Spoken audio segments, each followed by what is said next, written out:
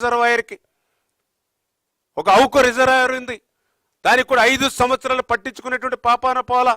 మళ్ళీ అవుకు రిజర్వాయర్ బండ కృంగిపోతే మళ్ళీ ఈరోజు మేము ఆ అవుకు రిజర్వాయర్ని రిపేర్ చేస్తూ ఉన్నాం. ఇట్లా అడుగడుగునా కూడా రాయలసీమకు సంబంధించినటువంటి ఏ ప్రాజెక్ట్ అయినా సరే, ఏ రిజర్వాయర్ అయినా సరే 5 సంవత్సరాల వాళ్ళ పాలనలో మరి పాలన పాపం ఫలితం మనందరం కూడా చూసాం. కానీ ఈరోజు కూటమి ప్రభుత్వం అధికారంలోకి వచ్చాక మరి వీటినన్నింటినీ కూడా మళ్ళీ సరి చేసుకుంటూ వెళ్తూ ఉన్నాం. ఇటువంటి కూటమి ప్రభుత్వం మీద, ఇటువంటి రాయలసీమ అభివృద్ధి మీద పనిచేసేటువంటి ఈ ప్రభుత్వం మీద విషం చిమ్మేటువంటి కార్యక్రమాన్ని ప్రజలందరూ కూడా ఏసడించుకుంటున్నారనే విషయాన్ని కూడా ఈరోజు జగన్మోహన్ రెడ్డి గారికి కూడా తెలియజేసుకుంటూ ఉన్నా.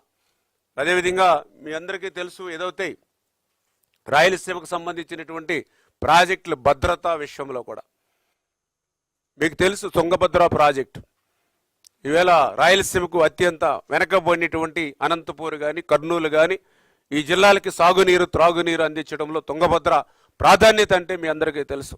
5 సంవత్సరాల వైఎస్ఆర్సీపీ పాలనలో కనీసం మెయింటెనెన్స్ అంటే గ్రీజు పెట్టి మెయింటెనెన్స్ చేసేటువంటి పరిస్థితులు కూడా ఏ ప్రాజెక్టుకి లేదు.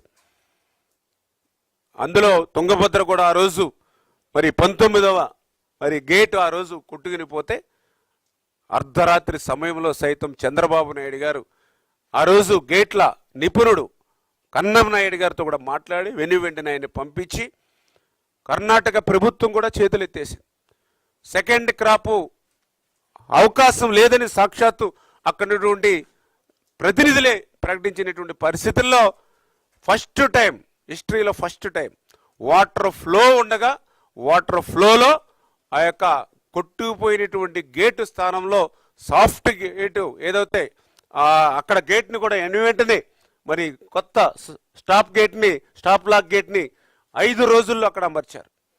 మరి ఆ రకంగా 40 టీఎంసీల నీటిని అక్కడ సేవ్ చేయగలిగాం. అంటే ఈ రకంగా ఏ ప్రాజెక్టు కానీ ఏ ప్రమాదం వస్తే వెంటనే స్పందించేటువంటి గుణం